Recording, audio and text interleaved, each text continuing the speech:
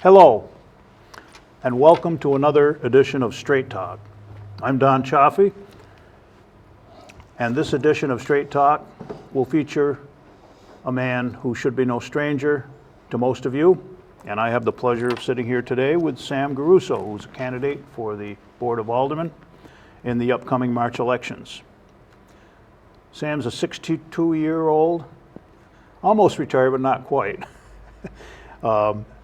And Sam has a lot of experience in city government, having been an alderman from 92 to 98. And then in 99, he started Sam's Good News, which is a hyper-local weekly shopper. And it's loaded with good news. So, and I have to tell you that with transparency here, that I've had the pleasure of writing in Sam's Good News for almost that long, I think a couple of years after Sam started the paper, writing a sports article. So Sam, without further ado, welcome to Straight Talk. Thank you.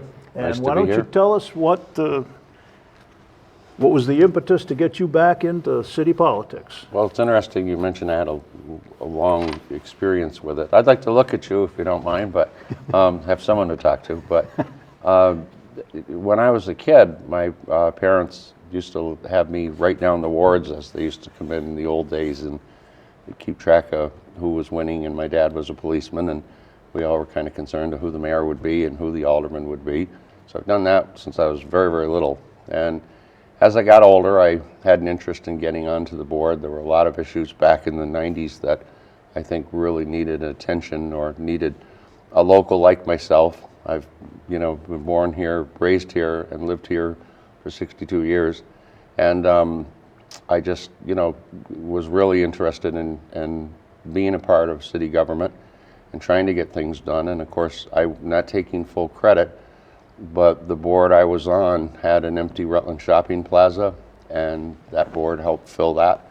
The mall was not built, and the mall was underway when I was during my term. Again, I had not really anything to do with it personally, but Amtrak service to Rutland and the train station were built during those years, and again, I was a member of that board that did that. The transit center, basically the revitalization of downtown and the Rutland Redevelopment Authority, all these things really, really popped back in those years, and it was fun to be a part of it. And you were a big part of it, and those were prosperous years for not only Rutland, but Rutland town and the surrounding areas. That was a tremendous growth spurt during that time, as you mentioned. I mean, things were on the rise, and they've taken quite a turn in the opposite direction here as of late. yes. And, you have any thoughts on that? Well, that is exactly why I'm running, because I want to see if I can play some part in getting things better again for Rutland. We have lost, and I've talked to some of the brightest people in Rutland, we've lost a lot of high-end jobs. When the power company left Rutland, they took away, some of the upper echelon positions. I know I've met business people that have said they've lost business from that. We had Omnia has left Rutland, Tampax, Tam Brands, Metro Mail, more business forums. Excuse me. A lot of these organizations have left, and I think that the upper income people are gone. And like myself, I've opened the paper up 21 years ago, and I've experienced a decline in income myself, and it's been a substantial decline, and taxes and all that seem to be going up. So if I can get in there, I'll hopefully help somehow get the taxes in tow and maybe help get some alternative revenues, because I learned in business there are two sides of business. There's revenue and expense, and you can't always control your revenue, but you can control your expenses. And in addition to that, maybe we can get some new revenue and get some new stores and get some new businesses. And Don, that's the thing I said to someone was the stores that have left here, okay, like I just like to say Old Navy. I mean, you could buy a lot of men's clothes there and whatever, They left Rutland, yeah, because the mall closed, but because there's no business. There wasn't enough business for them. If there was, they'd have stayed here. And we've just lost a lot of income in this town. We've lost a lot of revenue. And of course, that has an effect on the city. It has an effect on the city residents. And I just like to see if we can all get together on the board and fight to get it back and get it back moving again. Well, I think you bring up a good point, Sam, and I don't think a lot of the residents that are still left here saddled with bills that are increasing because there aren't enough people to pay those bills. I don't think people have an idea of how much of an impact the loss of those industries and businesses has had on the city of Rutland and the surrounding region, because as the city's the hub. I mean, I like to take pride in my town, Rutland Town, and we have a lot of commercial business, but Rutland City's the hub. Rutland City is a historic place. And when you think of the number of jobs, it's thousands of jobs that have left this region because of this outflowing of industrial corporations and outsourcing of a lot of that business. And people don't realize how compounding the loss of that money is. And I think you spoke of it. I mean, these people not only pay taxes, but they buy things. They buy goods, they buy gas, they put money in banks, they feed the mortgage market. It's growth, builds growth, builds growth. And it's those people dollars, it's those incomes, those salaries of those people that generate business and economy in a region. It's not taxes. The taxes will come if the people come. So, well, you've heard the saying, if Rutland Town stubs its toe, Rutland City will feel it, or vice versa. It's exactly right. If there's a factory in Rutland Town, like Mel Tool, Metro Mail, more business forms, the town lost the revenue and the taxes from that, but the city lost those jobs too. And that's where it's all kind of one, and that's why, we need to maybe work on a regional basis with some of these other communities to see what we could do to bring jobs in. I mean, I'll give you an analogy, and it was credited to Alex Dunn. He was a radio announcer in Rutland for years, and I was in the radio business, especially back in the 90s. I was a manager at JJR. Alex had this analogy that if we brought in 1,000 jobs to Rutland, that would be 1,000 refrigerators, 1,000 bedroom sets, 1,000 living room sets, 1,000 apartments or homes or whatever. That's the idea. That's the idea. That's kind of what the long-term deal is that we got to shoot for, because all those people's payroll taxes will help the state, will help locally, and those people's purchases. And I know from owning a business, I pay payroll taxes, and the more payroll taxes, the better things are. well, it's interesting that you bring that up, that compounding, because I'll give another example that way back from the past when I was building a home, my first home, and involved pretty heavily in the community. I remember Vermont Electric. You remember Vermont Electric well. Mr. Hackle had quite a philosophy of business, and when the mountain expanded in the proportions that it did, with condos all over the place, Mr. Hackle and Vermont Electric and furnishings and everything else got heavily involved in contract bidding for them. And I can remember employees that I knew at that store in key positions, including his son, telling me at times how much went up on that mountain. Not specific numbers, because that's proprietary information to the business, but they would write orders for hundreds, literally hundreds and hundreds of televisions, washers, dryers, stereo systems, furniture, this and that, and they would be drop shipped by major carriers on the mountain. Vermont Electric would never even touch that stuff, and yet they were making a pretty handsome profit on those numbers in the expansion. So the same thing applies to Rutland City, Rutland Town, Clarendon, Proctor, Pittsford, Mendon, all of the community. It's interesting because I still believe this, like I did back in the 90s. Once in a while someone will say, we need to close the streets of Rutland like Burlington. Well, Burlington had University of Vermont, they had St. Michael's College, all right there within walking distance, basically a part of the downtown, so it was not an inconvenience for students. Well, when people came to Rutland, they had to dispose of a car. Rutland was not a town where you could just, walk from the Castleton campus to downtown. You needed a car or a bus or something. So that's why the transit center was built. Well, now I look at the fact we've got this 600-unit transit center, but we got empty stores. And it just goes to show you that that's where a place that we went from, because we needed them at the time. I can remember how bad we needed parking spaces in town.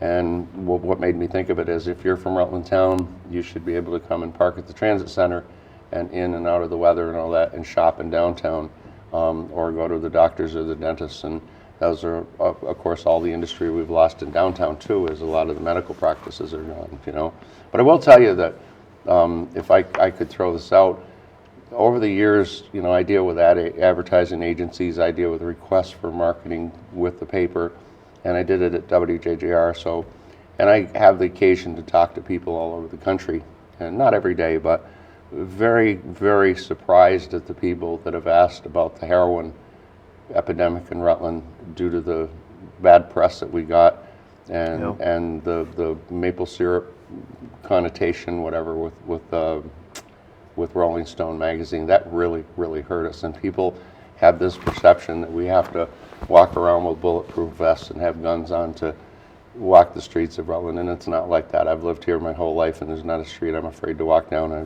tell the story of my cat missing one time, and I was 1 o'clock in the morning walking all around the north west section of the city, and I felt just as comfortable as could be with my flashlight looking for my cat. And that's the thing is, we also have had some really bad karma about us, and we need to fix that too. Well, speaking of things that need fixing, I know that the duties and the responsibilities of an alderman span quite a swath of ideas and areas. But are there some that are more important to you in terms of what needs to be done to bring the city up by its bootstraps again? When I was talking about revenues and expenses, I think from what I know of it right now, and I haven't been in City Hall, it's just a guesstimation. The city's made some bad deals, and we need to go in and make sure we don't make any more bad deals, because bad deals cost money. And that's where we come in. That's why it costs money to make a mistake. It does in business. If I make a business mistake, it costs my company money. And I can't believe that the Fathom Water thing did not cost us money. I think that the bills just came out the other day from our day of taping, and they're perfect. They're great. They look just like the bills used to. The city can handle that. They're doing a great job of handling that. They get some excellent people in that building that did a good job with it.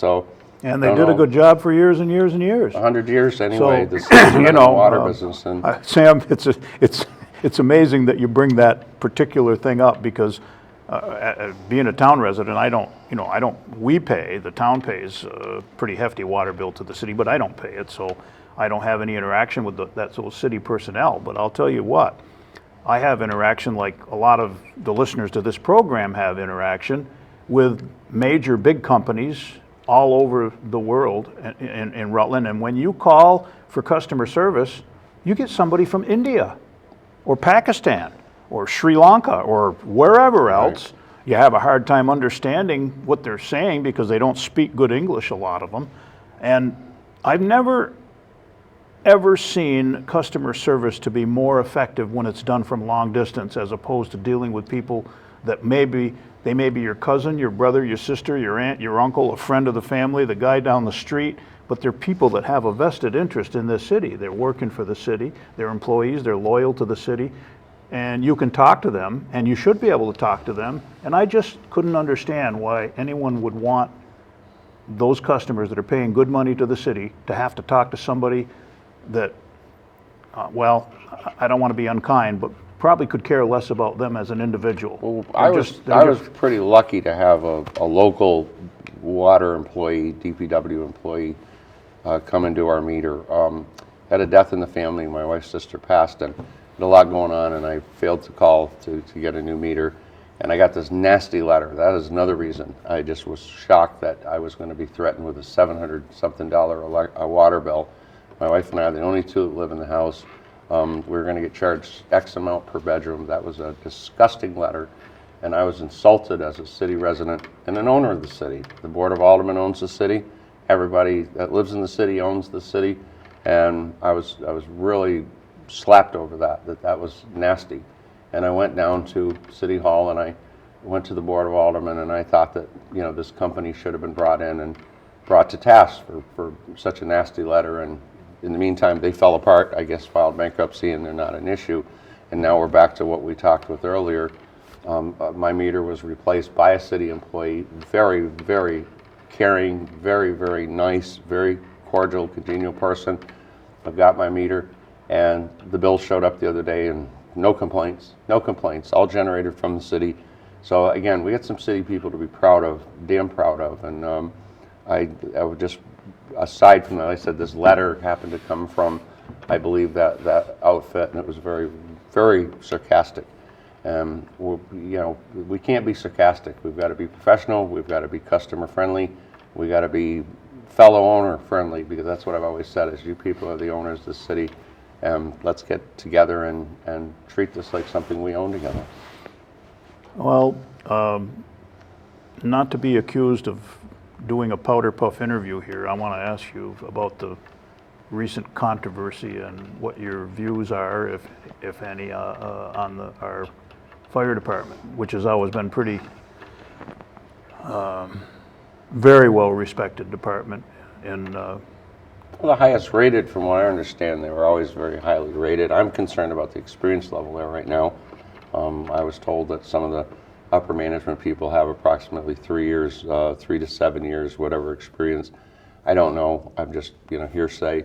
Well, a lot of them have left already. I mean, with this whole transition. Which is what I was going to say, is some of those guys were all friends of ours. You must have had friends that were there. I did. We all did, neighbors, relatives, and it was just a real shame the way that this fire chief had done that.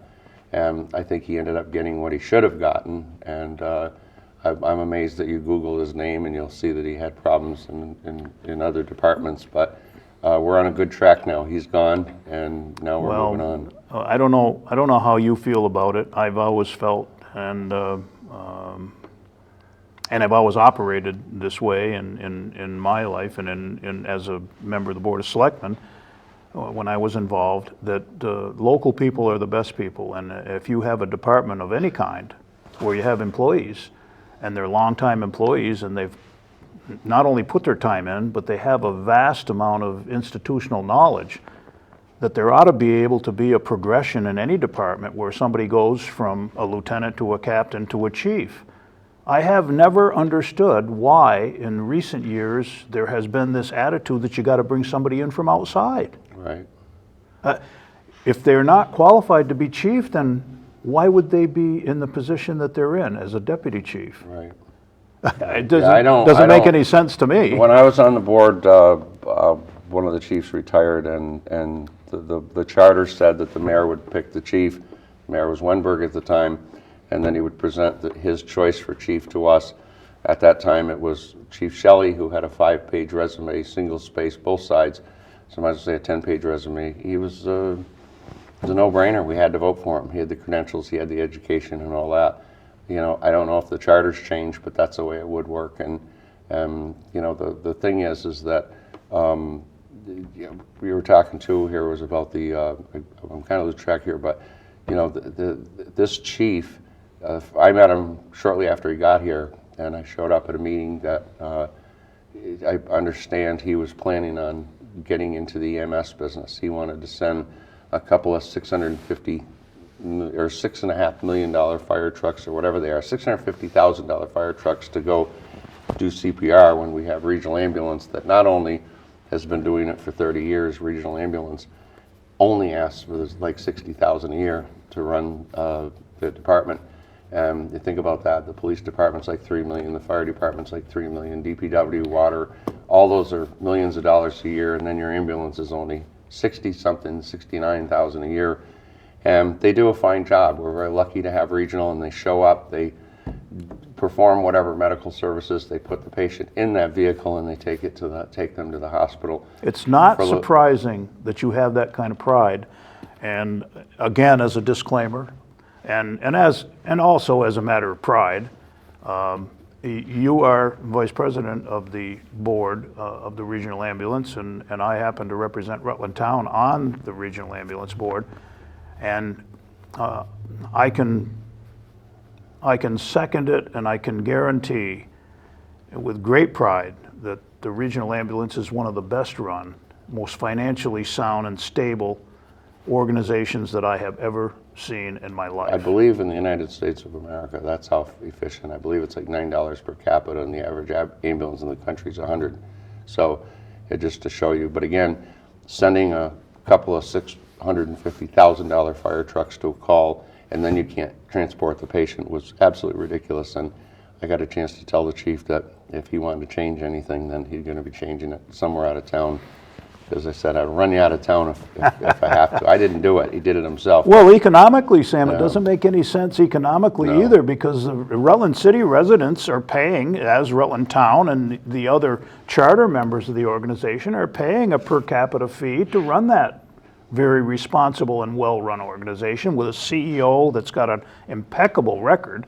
I wish we could keep him for forever, but unfortunately, he's aging like we are. So, but still, why would you want to compete with an organization like that? That was one of his first things that the chief had wanted to do. So he kind of put himself in the outs of me, because again, from an economic point of view, it just did not make any sense. And then, as far as getting that patient to the hospital, regional shows up, they secure the patient, whatever, and then haul them away, and they get the best of the equipment. We have, as you know, we voted on some of the best equipment in the industry in the back of those ambulances. We have equipment that some people dreamt of 20 years ago. Right, so. Right. And we, again, we do too. So, yeah. and you have the availability of ours, and we have the availability of yours because of the mutual aid system, the county mutual aid system. And we know that the town and the city cooperate very well together in that.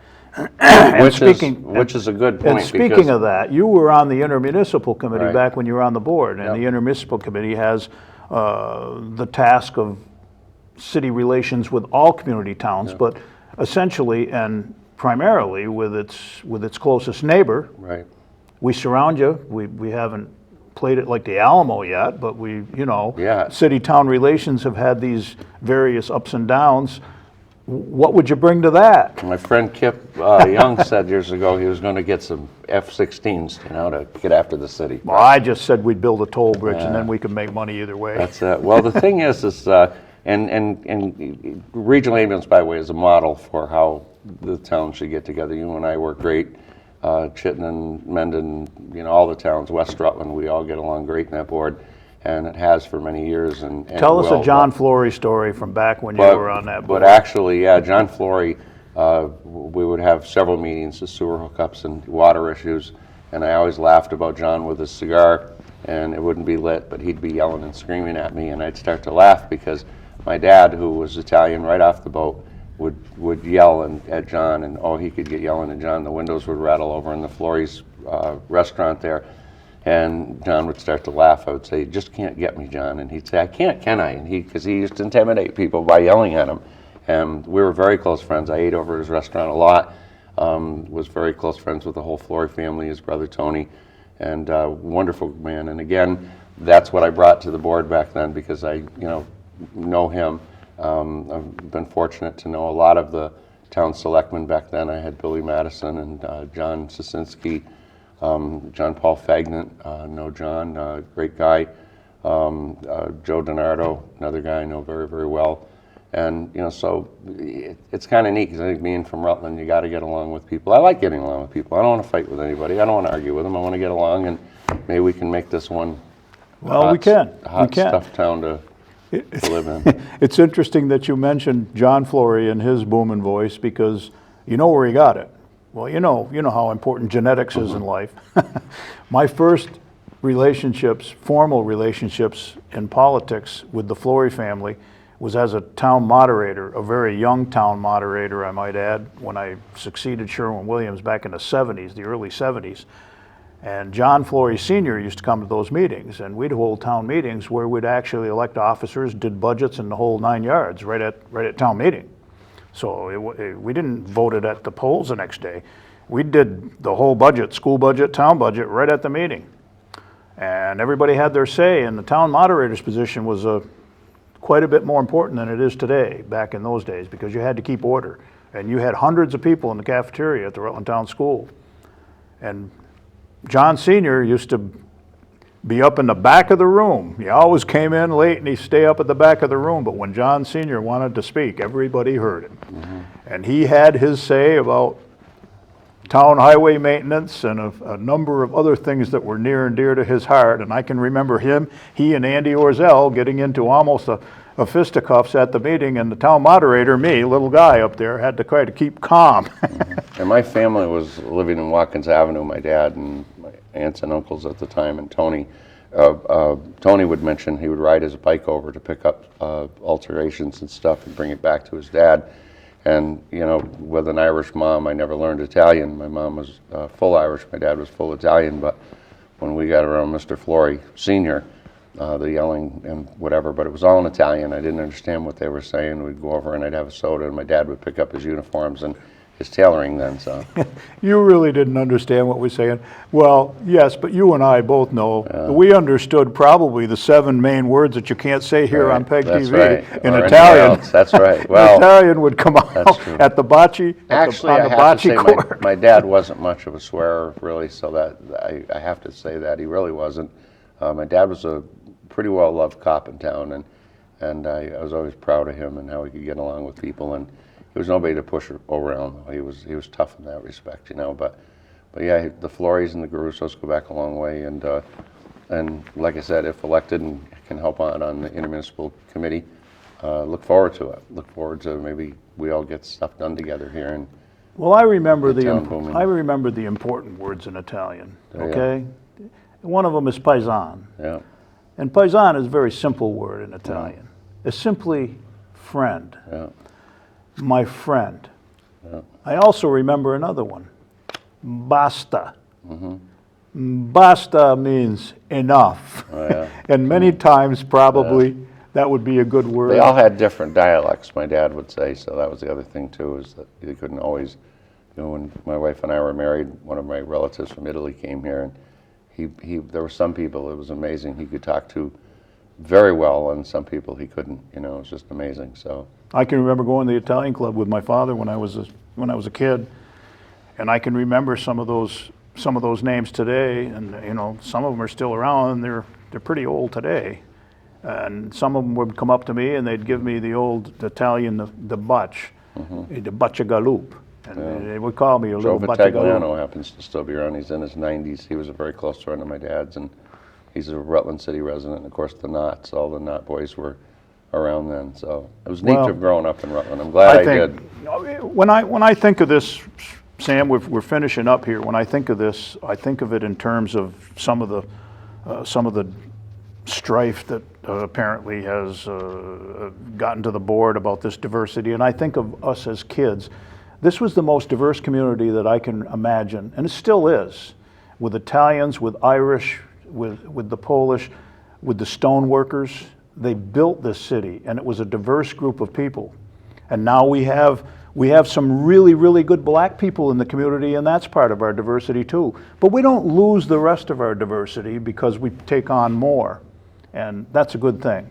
And I believe you believe in that as well. I do. It's been a great interview, Sam. I wish we had probably an hour and a half more, because I know you got a lot more stories that you want to tell. But I want to thank you very much. Thank you. Thanks to Chelsea Tice, by the way. Chelsea did a great job. She's a great producer. And good luck in the campaign. Thank you. We'll see you next time on Straight Talk.